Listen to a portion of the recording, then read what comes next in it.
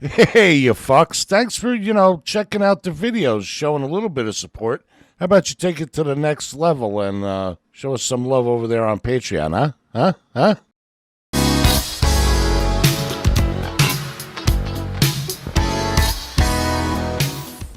Yo, yo, yo, yo, yo, yo, yo. Hello, everybody out there on the YouTube source. Let's go by Papa Tikyo coming to you guys with another recorded over B-roll rant of mine. Hopefully, this is scheduled right after a rant of mine where I was walking around or on my motorcycle.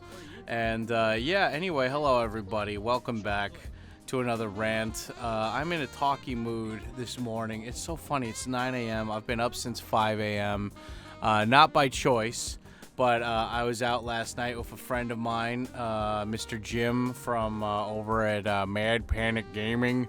You guys might recognize him from the "Shut Up, Bitch" voice bite that I use sometimes and that I say during my live streams. But anyway, welcome back to another Tico Rants. If you guys don't know what the hell this is a series where I do a rant and ramble about something pertaining to my life in Japan.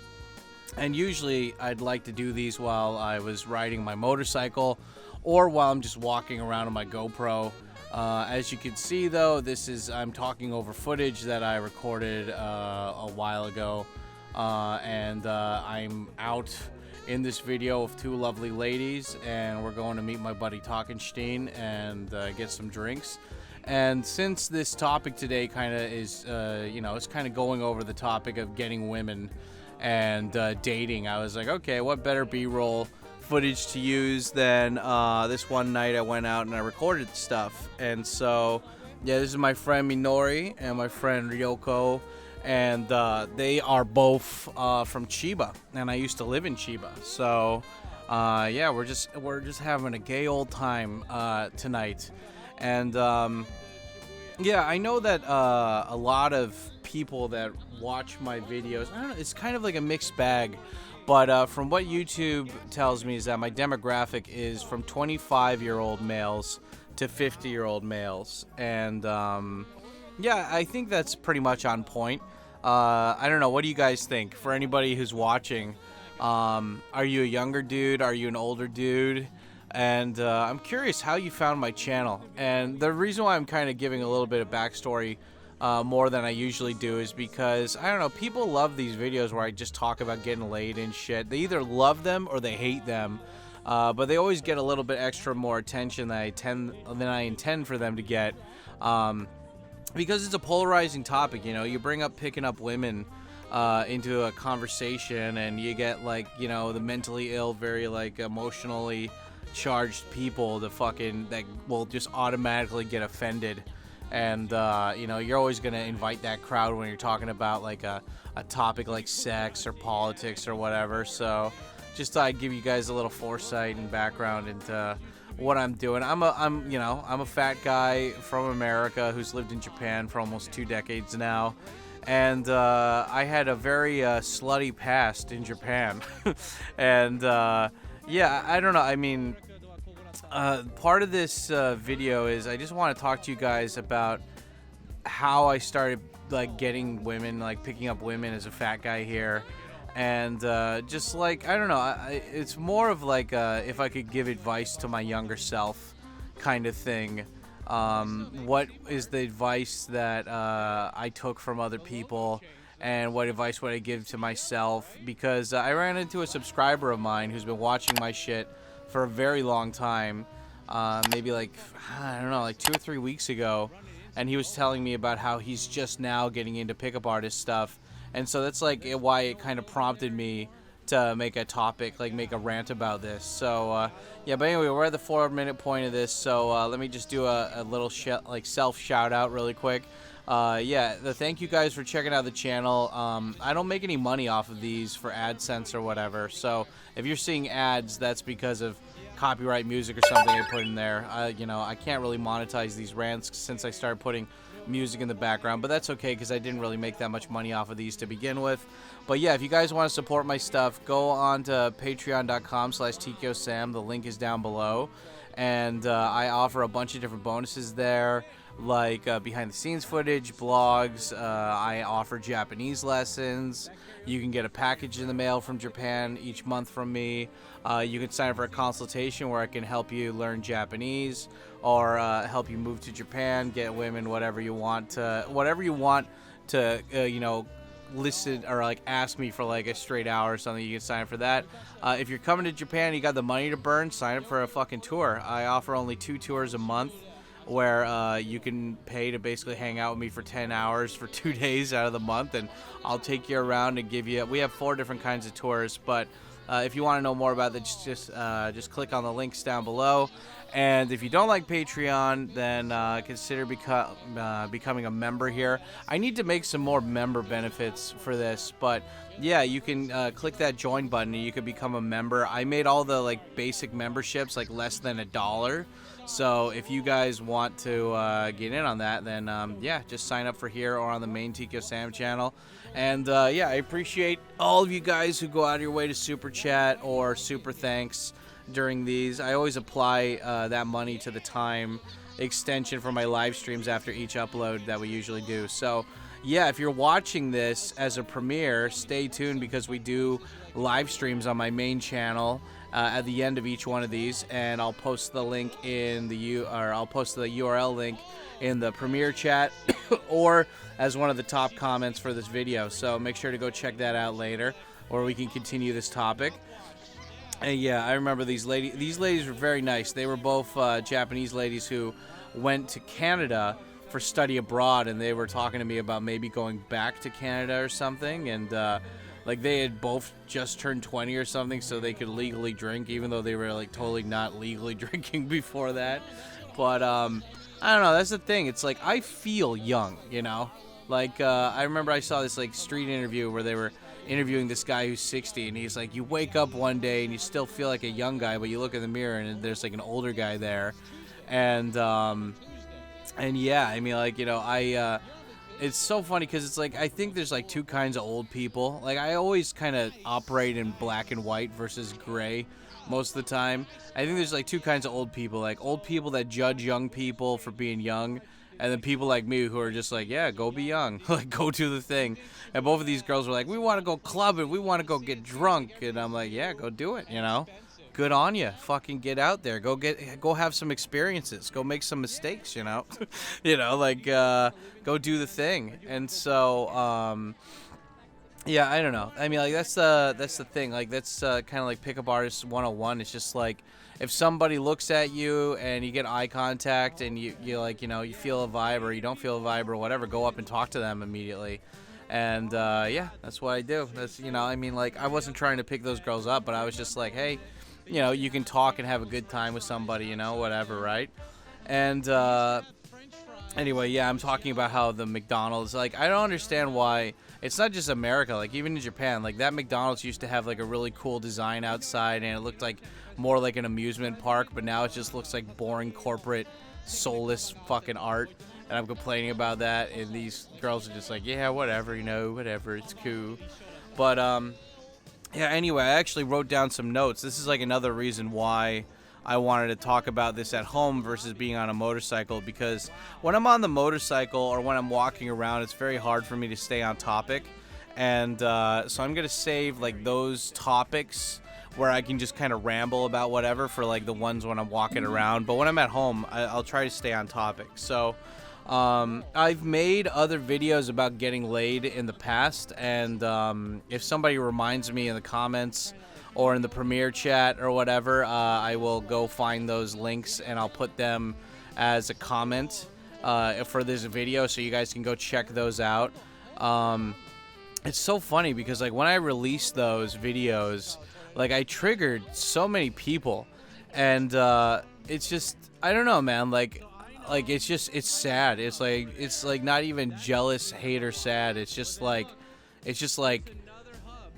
they're obviously angry that like I got laid. And it's like, and I don't know, I don't understand like why my sex life has to anger anybody, you know. Like I mean, I get it, it's classic projection, right? Like, why is this guy getting it? I deserve it more than him, kind of thing. And I guess maybe at one point in my life I was like that too. But yeah, I don't know. I just want to like kind of break this down for everybody. So it's like, you know, when I was in America, I was a virgin. I didn't lose my virginity until I came to Japan. Like in high school and college, to be fair, none of my friends got laid except for maybe 2 of them. 2 of them got laid, but the rest of us were just like, I was friends with a lot of IT nerd virgin guys, and so it made sense, right? But you know, it's just like before I came to Japan, even though I think I was like 280 pounds or something before I came to Japan, I wasn't even that fat. I had a pot belly and stuff, but like it was evenly distributed. But yeah, like I had low T and I had man titties and all this other stuff.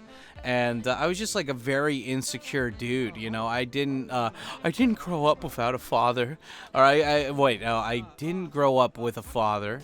And I didn't really have a lot of like strong male role models in my life, except for like the ones I saw on TV and movies and stuff, right? And so, but I mean, to be fair, I know plenty of people that did grow up with a dad, and the dad's like, I don't know, jumping to conclusions and saying beta soy boy is one thing, but just like, there's a difference between having a male role model in your life and having a strong male role model in your life, you know? And, I mean, like, it's hard. It's hard. I get it. Why, you know, like, it's hard for, to maintain that image of, like, being the strong, like, immovable object kind of thing. And, like, all the time in front of the people that you care about and that you're supporting, right? But, yeah, I basically just came to Japan, and I didn't, you know, like, I was surprised because, like, you know, a lot of people online, they always say that if you leave, like, you know, if you move, like, not even to another country, but if you like move cities or something, that like, you know, you bring your problems with you, you bring your baggage with you, kind of thing, right? And I think that it's it can be both ways, but I think that's the minority of it. I think that if you're coming to a new place for the first time, like an Asian country like Japan, where they're not really used to dealing with foreigners. Well, I mean, God, now after Corona, and the country opened up, probably everywhere, you know, everybody's mom's house probably has tourists coming in there. So Japan's getting exposed to foreigners more than ever right now. But you know, I mean, even that being said, though, it's like I think there's a difference between Japanese that have to deal with foreigners every day versus you know, like at their workplace, versus like somebody who's just being a tourist here, kind of thing, right? And so when you move to another country, like, you get the chance to kind of, you know, it's like you're not making a brand new identity, but like you have the chance to change. Like, and one of the things that I did was, like, when I moved here, you know, like, all my friends back home, we used to rag on each other. Like, I had a friend that had a lazy eye, so I'd make fun of him for having a lazy eye. He'd make fun of me for being fat. We had a friend who, like, shit himself one time. So, like, when he got super drunk and passed out, just shit all over the bed. Like, you know, so it's like guys give each other crap and stuff all the time, right? And, you know, that's part of, like, just being a dude, right? But, you know, one thing I decided is that, like, I wasn't going to let people call me fat anymore. And, I mean, like, you can't ever stop people from calling you fat, but it's like if you want to hang out with somebody and, you know, like, they're like, oh, hey, like, you're fat. And it's like you can't control random people that you're meeting on the street and stuff, right? But it's like if I have to meet you regularly or you're trying to be my friend, I'll give you a warning. And if you just keep doing it, then it's fine. You just keep doing it. But I'll go out of my way not to hang out with you or see you again, you know? Because, like, that's a boundary that, like, I just, like, even though it might not be important for other people, I made that boundary. And I think that it's very hard for people to do that when they're stuck in the same environment they've always been in. But when you're in a new environment, you get to make up new rules about how you're going to deal with people, how you're going to dress, you know, who you're going to hang out with. And, you know, it kind of brings me back to Katsumoto. Katsumoto is the guy who made alljapaneseallthetime.com. And he... you know, he has a great blog post. I think he took down the website, but you can still see it on, like, archive.org or whatever. But he had this great blog post where when he was in college, he really wanted to be part of like a comedy group, and he got accepted into like there was a couple comedy groups or something on his campus, and he got accepted into the best one, that only allowed a few, like, handful of people there. And he was doing that right while he was trying to immerse himself in Japanese. And like, he would try to be more Japanese and stuff to, like, feel the language, the culture, the people. And so, like, he would eat with chopsticks or whatever and all this shit. And some of the guys, they would come and, like, they'd give him shit and be like, oh, look, like, Katz is eating with chopsticks. Look at this boy, Mr. I'm trying to be Japanese. And, like, I'm pretty sure he gave them, like, a warning or whatever. But, they kept doing it. And so he's like, well, learning Japanese is more important for me. He's like, I really want to be part of this comedy group. Like, I really, like, respect and appreciate their stuff. But, like, if they're going to keep giving me crap about something I really care about, then these are not the people I want to be around. And so I feel like when you want to move, especially to a new country, and you're, like, sick and tired of kind of dealing with the same people you always deal with, then it's a good chance to change, And, when it comes to, especially if it's like, like, you are the average of your 5 friends is something that I read somewhere, right? And, I mean, like, I think that it's true for the most part. I think that, like right now, the 5 friends that I keep in contact with the most, they're all remote workers in Japan, or who are foreigners who have been here for a long time. And, like, my 2 Japanese friends who also do remote work and stuff. So it kind of makes sense on a job, like, what did you call it? Like a job scope, like, filter kind of thing, where you're like, okay, yeah, I hang out with these kind of people. Like, hell, even Ryoko and Minori. Ryoko is, like, she's kind of like a part-time at-home translator, and Minori is one of those booth babes that you meet when you go to, like, convention centers and stuff. So, like, if they're trying to promote, like, a new cell phone or something and they need a bikini model, they hire Minori. And so we're all kind of working freelance schedules and stuff, and we're all kind of, like, off the beaten path of, like, career people in Japan, so to speak. And, like, it's not that we're better than anyone, it's just, like, you kind of find your tribe and you go with it, right? And so when I first came to Japan, I felt like I needed to really make up for all that lost time I got, with not getting laid or whatever back home. And so, I was like, the first year or so I was in Japan, I think I had, like, maybe, like, 2 or 3 girlfriends. It was I've had a lot of 2 to 3 month relationships, and not a lot of very long relationships, but I've had a lot of 2 to 3 month relationships. And, I was in Japan for, I think, about, like, a year and a half, maybe 2 years. It was probably around, like, the 2.5 year mark, if I can remember correctly, that I was living in the countryside of Chiba, and I had this coworker, and he always wore Hawaiian shirts, and he was, like, this tall kind of, like, white guy. And but he always wore Hawaiian shirts, and he looked like he was fat, and so, like, his face wasn't fat, but his body looked like he was fat, because, like, he was always wearing these loose shirts, and he obviously had some meat under there. And so, like, during one like meeting, like company meeting, like, we were all, like, meeting up or whatever, and I I was just making a joke or something, and I was like, hey, like, you can't pick on us fat people, like, we got to stick together. And the other guy was like, what, you called me fat? I'm not fat. And, like, he got, like, actually offended by that.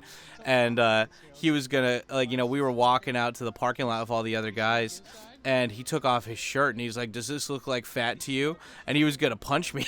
And I didn't realize it at the time that he was, like, fuming. And I, I diffused the situation by, like, I didn't even know that he was, like, really fucking genuinely pissed off. And I just, like, I diffused the situation by saying, okay, you could punch me, just not the face. The face is the meal ticket, okay?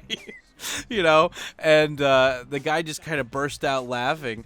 And he's like, you know what, you're all right. And I'm like, yeah, thanks, dude. And that was, like, my, like, unofficial mentor named H. I nicknamed H here. If you guys want to hear more about him, you can go into, I think I made a rant called, like, the mentors I had in Japan up until now. And that's a rant for a separate time. But, yeah, like, this guy basically got me into all this different stuff. And we would always just have these really long talks and stuff. And this was a guy who he was an ex-sumo wrestler. He came to Japan as a Mormon missionary, and then he decided to. He was like, you know what, I want to stay in Japan. So he decided to stay, and he married one of the women from his, I don't know what you call it, Mormon church congregation or whatever. And he was a big guy already, right? And he's like, I'm going to be a sumo wrestler. And then he was a sumo wrestler for a couple years. And then, so he got like, but he wasn't one of those like fat, chunky sumo wrestlers. He was like one of those big, tall, white guy, kind of like really not tone, but like, more muscular, like a power builder kind of body versus like a big, chunky boy, a sumo wrestler body. And anyway, after, I don't know how long it was, maybe after a couple years, he quit doing that. And he started being a bodyguard and doing like TV work, and like he started his own English school in Japan. And so it was really good because, with the English school, he could work whatever hours he wanted to work. And him and his wife had moved to like this new developing area, so there was a lot of rich Japanese people coming in there. And since he got like a regular gig on this foreigner TV show that was happening in Japan. I think it was like every week. And so he was able to with his face, he was able to advertise who he was. And then the people living around him, they were like, oh, dude, I want to be taught by a celebrity. And like most of these celebrities, they don't live in like, he was living in Chiba. Most of these people live in like Tokyo or something, right? But so he was able to use his celebrity status to like get a lot of people to join his school. And then also like he was able to get these bodyguard jobs thanks to doing his media stuff. And so he got hired by people like Gact. If you guys know Gakto, he's like one of the most famous musicians in Japan. He's kind of like, I would say like as famous as like Mick Jagger or something. Like he's very famous. Like a lot of people that are older know who he is and stuff. I mean, he's not as old as Mick Jagger, but he's one of those like people that are like 10 or 20 years older than me. They know who he is, kind of thing. And anyway, like so H was able to do. He was able to, job wise, it was going really well and stuff too. And I was, so like it was really cool. Like he really took me under his wing and he showed me a lot of cool stuff, and we got to talk a lot, and I learned a lot from him. And one of the first things that I remember us having like a big conversation about was like picking up chicks and stuff. And I was like, I was telling him how I was frustrated how whenever I get laid, it always seems to be by luck, and like I have no control over it. It's always like the woman's like decision kind of thing, and I don't really know what I'm doing on dates and shit. And I had already been laid a couple times since coming to Japan, and like I had at least like 2 or 3 girlfriends before that, but they all kind of like fizzled out. It's just these relationships where it's like you don't live close to each other. You gotta make you gotta go out of your way to do that. And like young people don't have patience. They don't really have. It's really hard to find, I think, a young person that has like loyalty in a relationship, because young people are impulsive and they just want to suck in as much information and experience as possible, right? And so it's hard to really kind of tie them down to stuff like the dating relationship kind of thing. And anyway, H told me, he's like, have you ever read The Game? And I'm like, what's The Game? And he takes out this book, and it looks like a Bible. Like it looks like one of those like the really nice Bibles that you get at it's like a nice hard kind of like leathery cover, and then the pages were like the outside of the pages were looking like gold. I mean, they weren't real gold, but they were like gold or whatever, so it felt like a really expensive book. And he's like, read this book and then get back to me if you really want to like get better with women. And I remember I was like, can I have that book? And he's like, no. And he's like, actually, this is like a kind of collector's copy, so like go find your own book. And so of course I did what every young lad did, and I rode the 7 seas of pirates or whatever, and I found a copy and I put it on my phone. And then for like the next couple months, I just kind of slowly like picked at it while I was like at work. I remember I was working in Meguro at the time. And I remember like during my breaks and stuff, I would just sit down on my old iPhone 3G, and like I would just read these PDFs like a couple page at a time, and And yeah, and like I finished the book, and for all of you guys who don't know the game, like a quick summary of it is that there's this guy named Neil Strauss, and he's this dude who, I don't know, he graduated with honors or something from his uni, and he basically, after, like, he just kind of like me, he didn't get laid at all in school or whatever, and so after he gets done with school, he's like, okay, I want to go and do something. And so he becomes a writer, and he's like, I know, I'll get laid being a writer. I'm going to like hang out with all these cool people, and they're going to teach me how to be cool and stuff. So he makes all these different books. Like he makes a book called The Dirt, where he hung out with like Motley Crue and other rock and roll people and stuff. And I think he made like 2 other books or whatever too. I remember he made a book called Emergency or something too, where he's hanging out with like doomsday preppers and shit. And so, like, this guy, he basically, like, kind of, his whole thing is that he dives deep into these worlds where it's, like, we see them on TV or whatever, but we don't really get a glimpse behind the scenes kind of stuff. So, like, he did it with, like, rock and roll people. He did it with, like, kind of doomsday preppers. And so, he decides on a whim to, like, kind of, like, he hears about these kind of, like, pickup artists.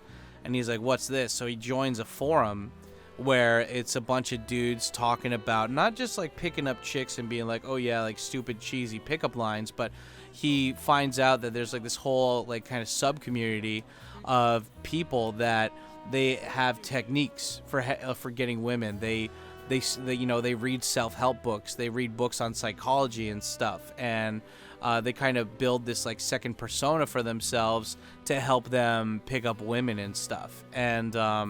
And he gets interested in that, and then he just kind of goes down the rabbit hole on about learning that. He becomes part of the community, and he gets to basically kind of like study under one of the most famous guys that's in that subworld, and he's one of the most famous guys. His name was Mystery, and I mean, he's still alive, I think, so his name is like, that guy's persona is Mystery, and he's this tall Canadian guy who he comes from like a broken home, and he dresses really weird and flashy, and he does magic and stuff. And so he incorporates and like this dude, he's getting laid like left and right with all these like beautiful women, that are usually like women that won't give you the time of day kind of thing if you just go up and talk to them in the street.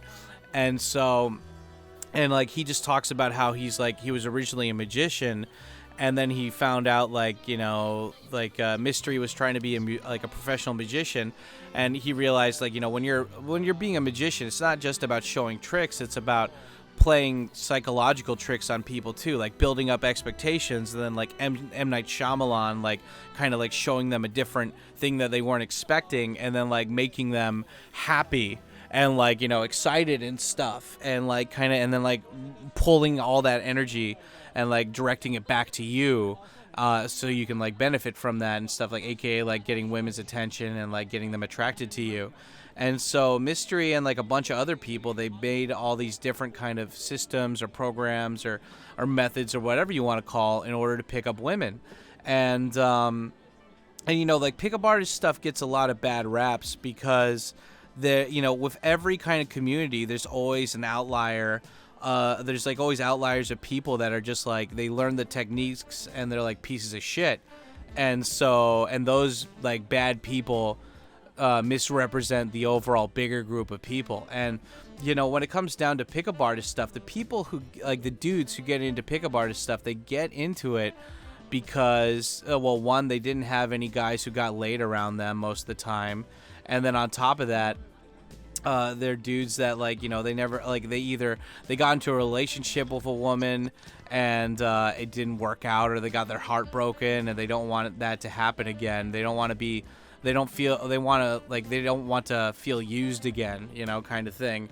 And that's what kind of happened to me, like I had a girlfriend that I was pretty into. And I remember I was going to take her to America with me, and she ended up canceling her plane ticket, and I ended up going back to America myself. And I found out while I was in America that she was cheating on me with this half Swedish guy, and the guy was a real bro though. He didn't know. he didn't know about it, but like that woman was I mean, look, I mean, like there's it takes two to tango, right? But yeah, like that woman, like, you know, I was gonna take her home to introduce her to like my friends and family back home, and she canceled on me.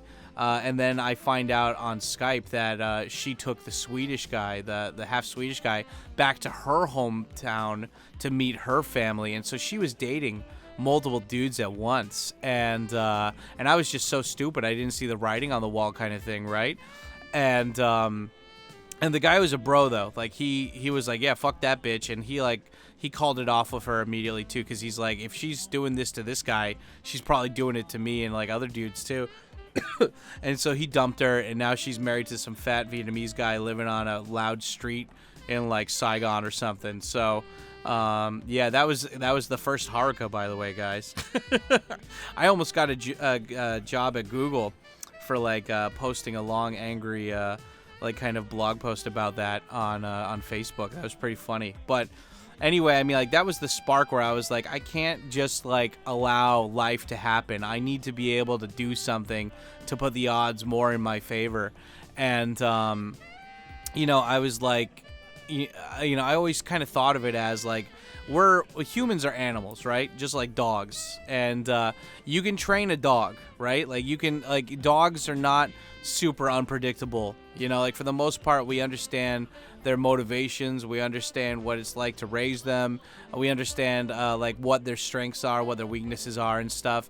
And humans are basically like, and I know that sounds like really mean and like kind of callous or whatever, but like, I mean, this is why people freak out about AI, because they know at the end of the day, it's like people are programmable, you know, like that's why we have like boot camps in the military and stuff, and why we have like chain of command and orders and stuff, because like people, for the most part, even as much as we want to think of ourselves as like special individuals with like free will and shit, there are patterns that people have when they talk and when they think.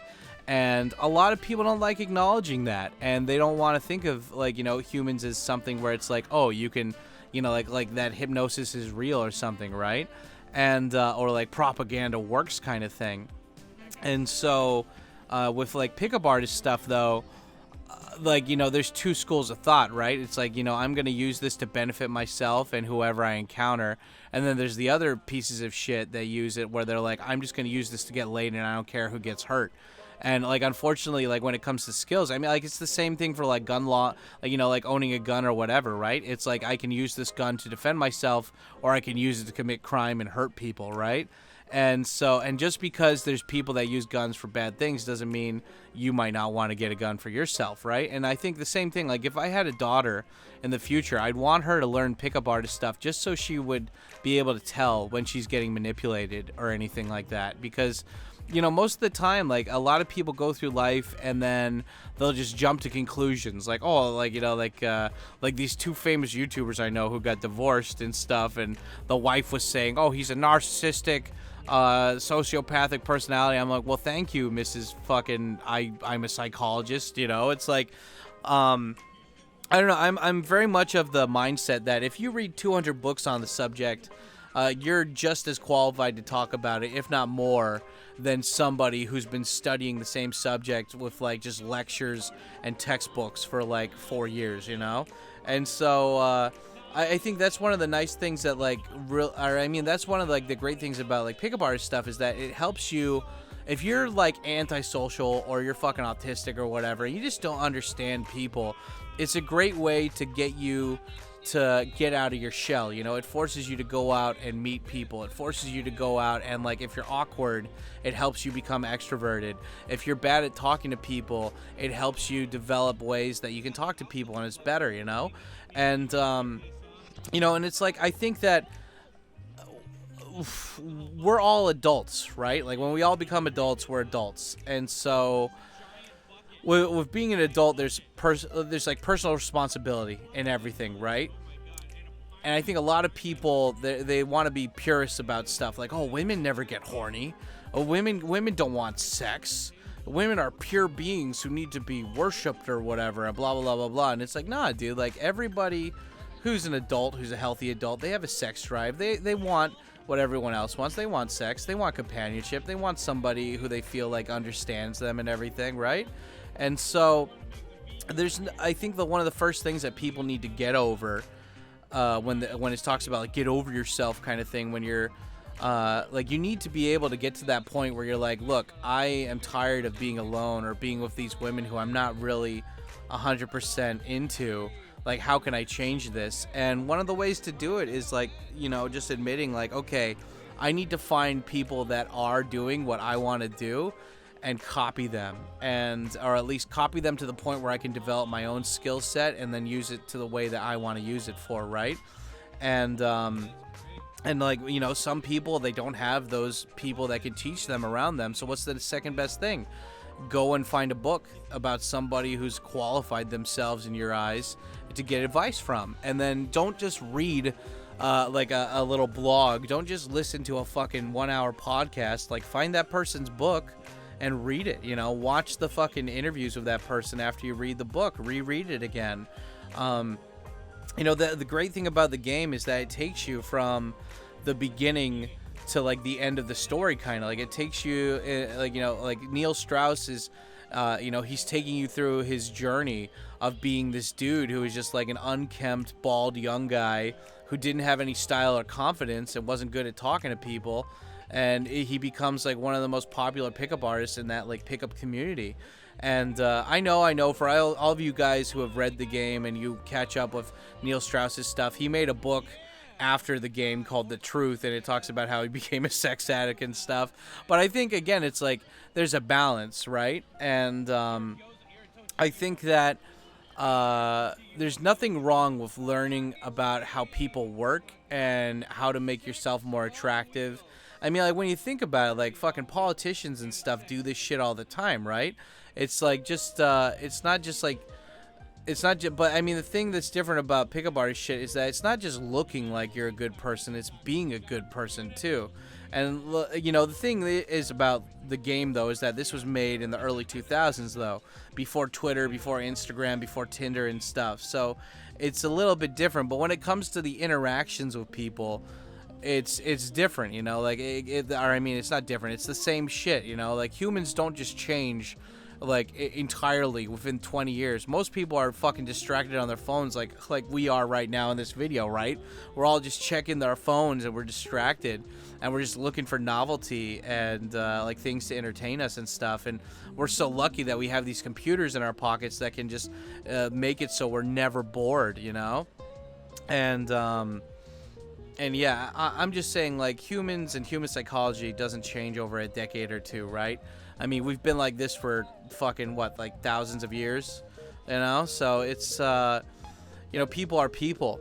But anyway, I mean, so the whole point is I read the game, right? And the game talks about fucking Neil Strauss getting into this community, and his transformation, right? And then he meets all these random people throughout the book, throughout the story, and these people ended up having their own kind of like pickup artist communities too, aside from this. Like, you had Tyler Durden, who I forgot what name he goes by now, but like Tyler Durden in the book was this like annoying like young pickup artist guy who was just like kind of autistic, and like Neil didn't like him at all, and that guy ended up making his name is Owen something.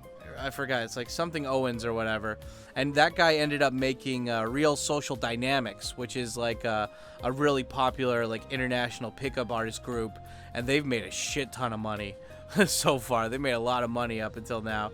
And then there was like Ross Jeffries, who had his own kind of like hypnotic, his whole community based around hypnosis and like suggestive talk and stuff. And then you had like Hypnotica, which was more about like deep inner game and like making women love you through like really heavy, like spectacular orgasms and shit.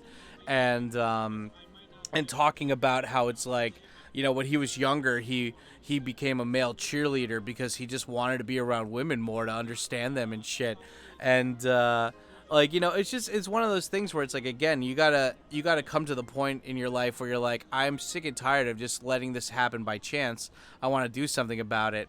And it reminds me of like Paul Stanley from Kiss in his autobiography about Kiss. He's like no matter if you like Kiss or you don't like Kiss, Kiss is like one of the most popular bands in the world. Like, they've got such amazing like merchandising. The hell, they even have like Kiss coffins, you know, like they sold out before selling out was a thing, and they sold out hard, you know. And Paul Stanley, he says in the book that like one of the big tipping points for him was that like his friend let him borrow his camera when they were performing live one night, and like it was one of the first times that Kiss was performing live, like, you know, maybe like a third or fourth time or something, and they were wondering why they kept getting booed and everything, and they're like, what the fuck, like the music's not that bad. And then they like watched a video themselves, and they're like, oh dude, this is so cringe, like our like dancing is like out of sync, and you know, we're making all these cringe faces and stuff, and like we gotta stop this shit. And so like they were able to see themselves and then reflect. And then he says at this one point that he's like, if Kiss was ever gonna be famous, it was gonna be by design and not by luck. And I love that quote. I love that fucking quote, because it goes to show that it's like, look, you can either just let life pass you by and hope that it works out, or you can do something to actively try to change it. And I really love that. You know, I really love that. You know, like I really love that idea of just like, yeah, we're gonna make this shit happen. You know, it's like, I mean, the whole point is with the Paul Stanley thing is that it's like, look, if it's not bad to want something for yourself to be better, you know, it's not bad to want sex, it's not bad to want a relationship, it's not bad to find value in yourself, you know.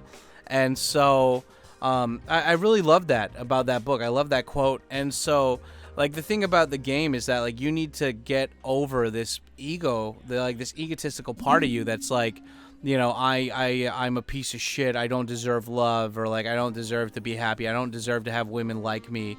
And once you get past that, you can move forward and you realize like you need to work on stuff, right?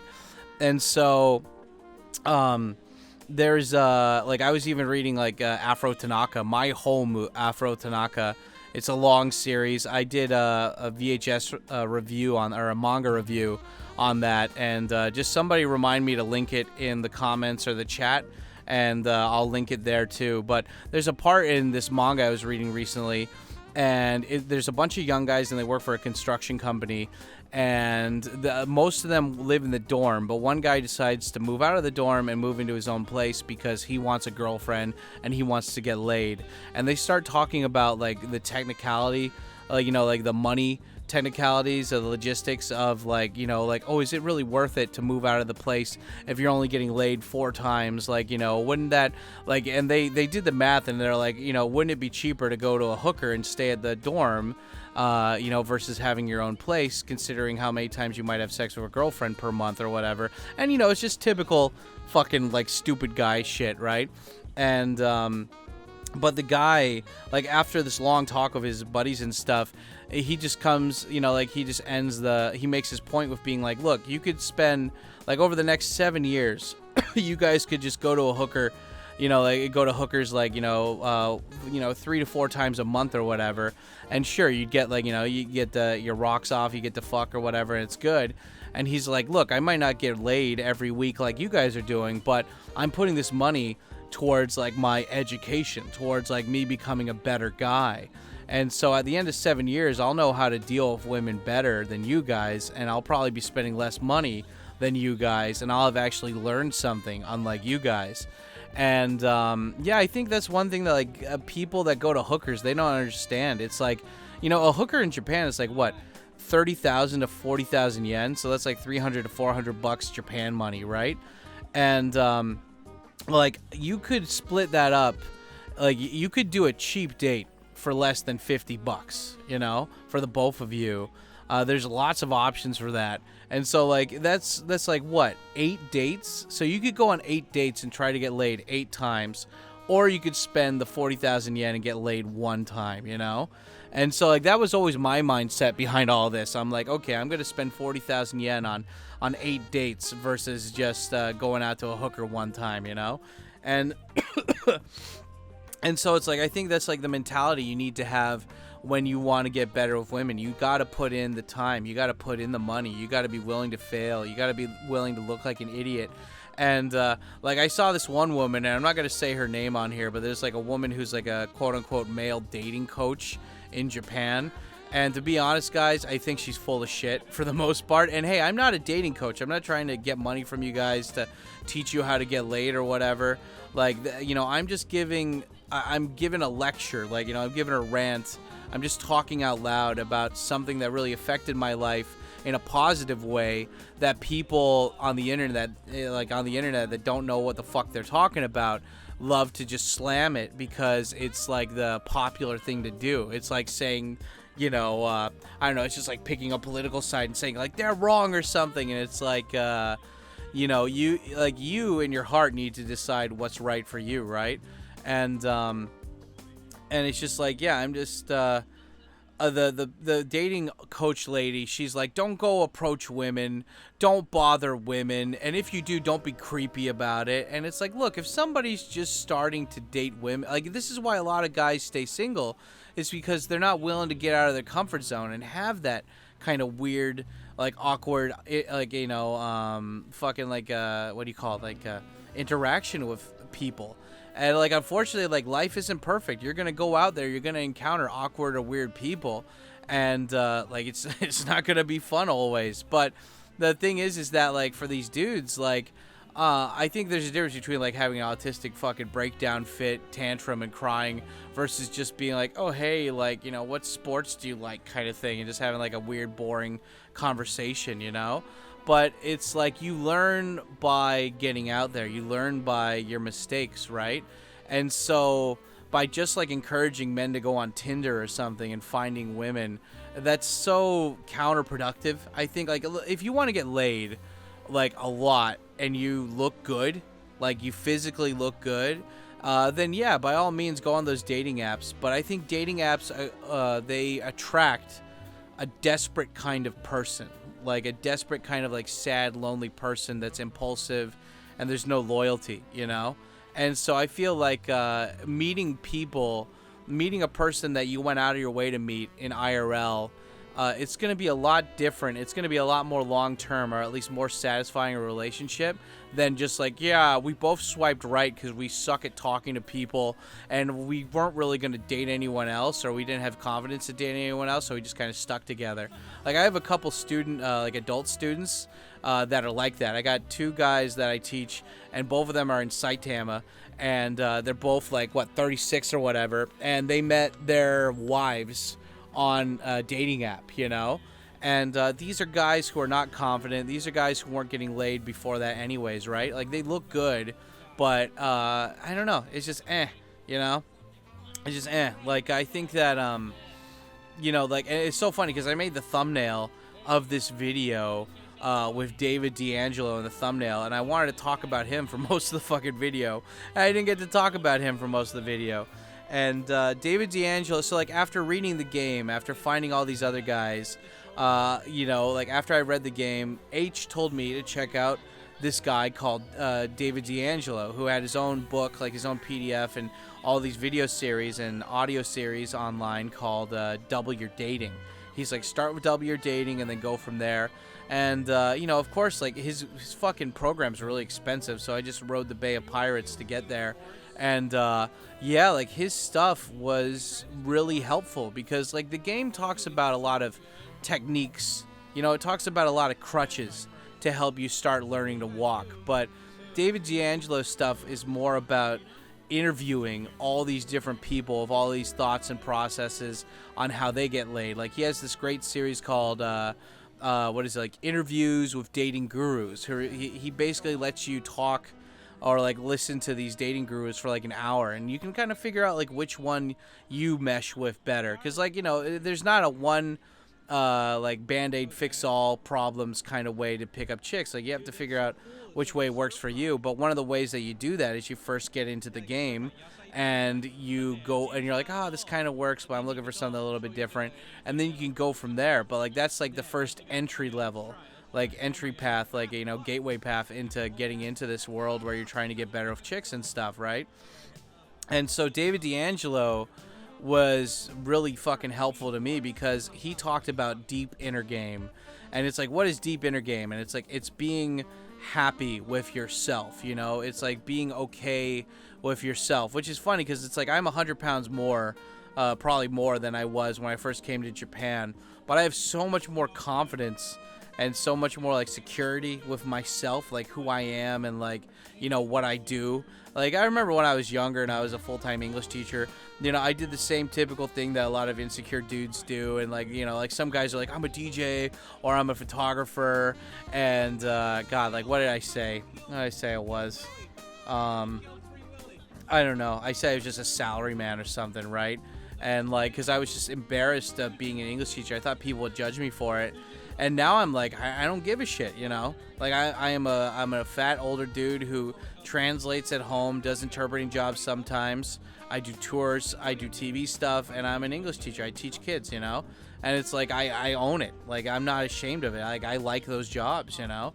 And if somebody wants to judge me for it, well, you can't ever stop people from judging you. But I've noticed with a lot of people that when you meet them in person, they're gonna like you know, like there's a reason why I knew a guy who got married to some woman who worked at like the German embassy or something in Tokyo, even though he was just an ALT. You know, there's another reason why like a friend of mine who was an ALT had a sugar mama in Saitama that with like a pet monkey and like a fucking convertible and shit. And that's and like, you know, and like he was able to fucking attract her and stuff. So like it doesn't really matter about like once you realize that it's all bullshit, right? Like you know, like the job stuff is bullshit. You know, like how you dress is bullshit. It's just all about how you carry yourself and how you make people feel when they're around you, you know? Like that's the big key. Of course, like showering and dressing nice and like having good hygiene is important too, but I really love David D'Angelo's talks, and I think you could probably find them on the Seven Seas if you guys wanted to, like, you know, look for it for free. And but his Double the Dating stuff, it's like I liked his shit because it was written for like autistic people with no creativity. So it's like, oh, you should when you go to the shower, wash yourself, you know, but don't just wash yourself like you know, with body soap once, you know. Sometimes like, you know, like cuz he's talking to like probably like the guys who go to conventions without deodorant maybe, you know. And so he's like, you know, maybe scrub yourself 2 or 3 times, you know, get a nice deep scrub going in there and stuff. And like have 3 different kinds of cologne, you know, like one for your neck and wrists, one for your clothes, and then one for your junk kind of thing. It's like it's simple stuff that like you can use to make yourself feel better. He talks about the advantage of buying slightly more expensive clothing so you feel more confident and stuff, and like in like actually having hobbies that are interesting instead of just saying you have hobbies that are interesting. Like, you know, you go travel, you do rock climbing or something, like you be social, you go to the gym, you take care of yourself. And I really loved that stuff. And if you guys are on my Discord, then you know I might or might not have copies of a lot of David D'Angelo's DVDs and stuff that might be uploaded somewhere on the internet. If you guys want to know more about that, you got to join the Discord though. And it's not, you don't have to pay for it. It's just you got to join there, and I'll show you guys the links for that. But I mean, the whole point is that you guys, if you're social enough, you can find it online too. But it's just at the end of the day, like you don't ever, like if you are lonely, if you are depressed, if you want that, like if you want to find like a wife or a girlfriend, you know, like you need to go out there and play the field more, you know. There, and I, god damn it, I hate that I say, you know, a lot. It's the same in Japanese. I'll say like nantoka or eto, but it's like you know, it's a verbal comma. That's what that is. It's a verbal comma. Like but when it comes to you wanting to get better, you wanting to have companionship, I think that there's nothing wrong with learning about this stuff and learning how people are, you know, like what people are like and stuff. But there is a guy who I met once I moved to Tokyo, and I'll just call him G, since there's H and then you add G. And G had this great quote that always stuck with me, and that was like right when I started meeting guys who got laid a lot in Japan. And he said, the best rule of thumb to not, like, to remind yourself not to be a creepo or be weird or be a piece of shit to women, Because there were like some dudes that were in that, like, you know, that I met that were like really good at picking up women, and like they were just pieces of shit. Like I knew one guy who got pregnant, got this one chick pregnant, and he just ghosted her. And like all the guys in the fucking that I knew that were around him fucking hated him for that. And the guy just didn't have any fucking conscience. He was just like, yeah, whatever, I don't care. Like what a piece of shit, you know?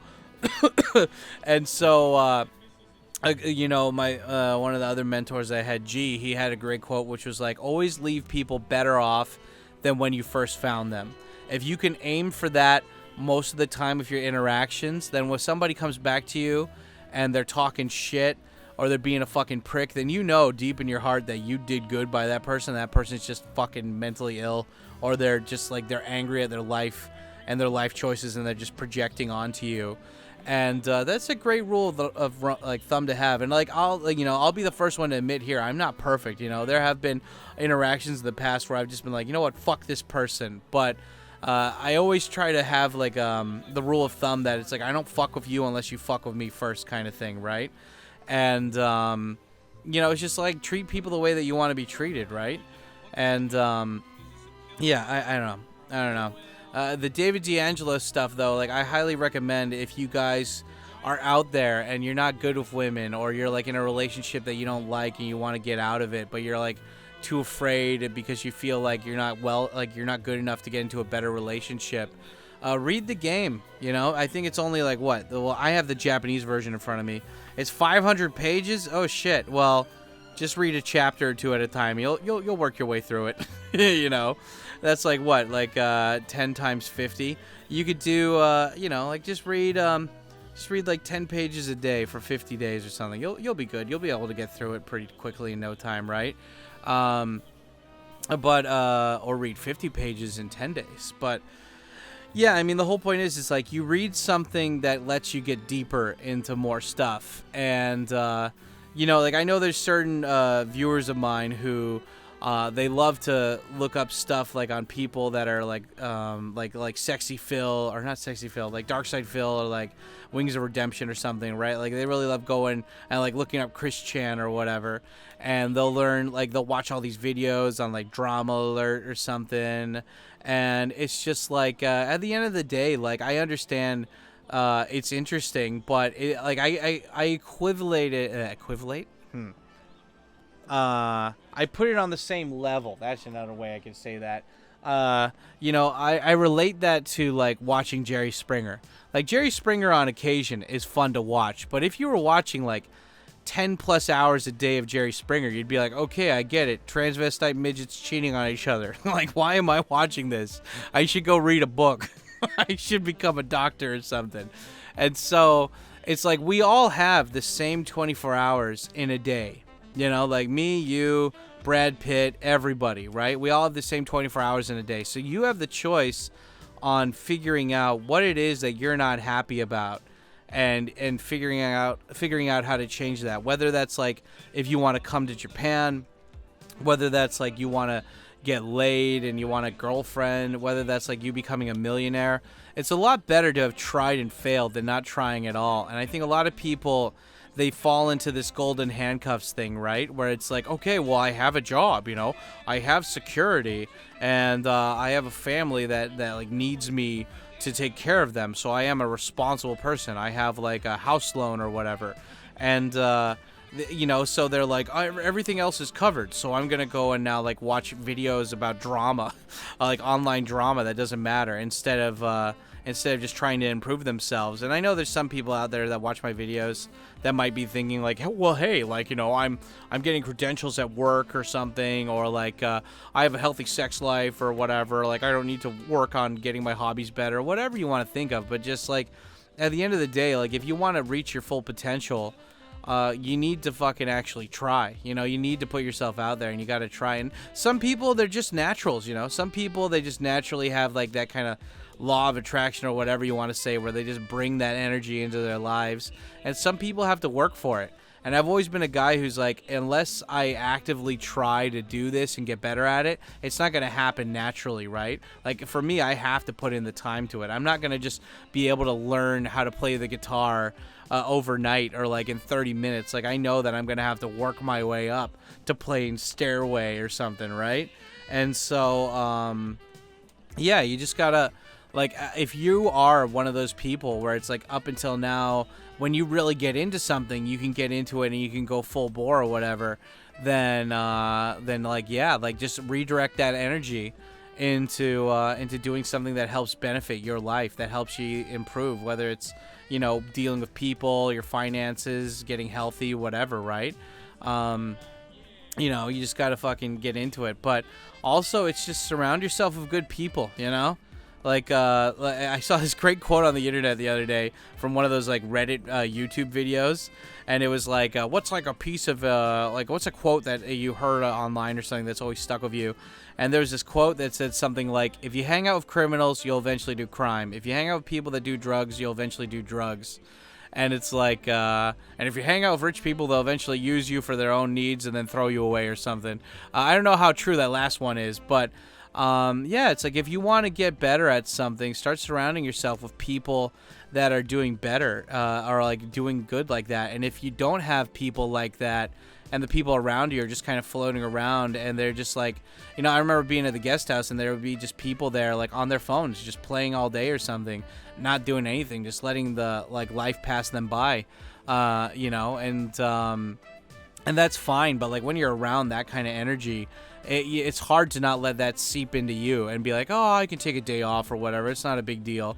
And it's like, well, what if those people aren't in my life first? And it's like, well, get rid of the people that are not being productive in your life for the things that you want to do. And you don't need to completely cut them off, but it's just like, if you can, try to be around people that are more productive and stuff. And if you can't, get rid of the people that aren't productive, like, you know, only meet them on occasion, and just surround yourself with mentors. You know, like everyone's got a high-speed internet these days and a phone. Find a couple books, read them, find out about the author, see if there's communities based around that author, and you know, go from there, build that community. I mean, that's the cool thing about the Tikyo Sam like Discord is that, you know, like from this year, it's just like I wanted it to be not like a gossipy place or whatever. Like I don't want us to talk about drama and bullshit, like YouTube community kind of stuff. Like I want it to be a place where people can come. And it's like a supportive group, you know, like people want to help each other out, whether it's dudes who came to Japan and they don't know how to do certain things, and we have like a part of the Discord for that. You know, I have a part on the Discord called Ultra Giga Chat or something, and it's just about like, you know, financially becoming independent, being like a better, you know, like a better husband, better boyfriend, a better dad, you know, like, you know, homesteading, like all this random shit that's just like more masculine activities when it comes to supporting people and stuff. And well, I don't know, we just have a bunch of random shit on there. And I really like it how it's mostly just me posting links for cool shit that I saw, but there's a lot of interesting conversations that happen in the Discord and stuff. And so if you guys like this rant and you want to learn more about this stuff and you're too cheap to fucking pay for on Patreon, I totally understand. But yeah, like consider joining the Discord and just you know, talking, hanging out with the people. We got some good people on there. So yeah, and anyway, I'm over a minute or over an hour on this. So did you guys like this topic? Do you want a part 2 or part 3? I barely covered any of David D'Angelo's stuff, and I really wanted to break that down. So let me know in the comments down below if you guys want to see this. Just type in, like, please, part 2, part 3. Please keep this series going.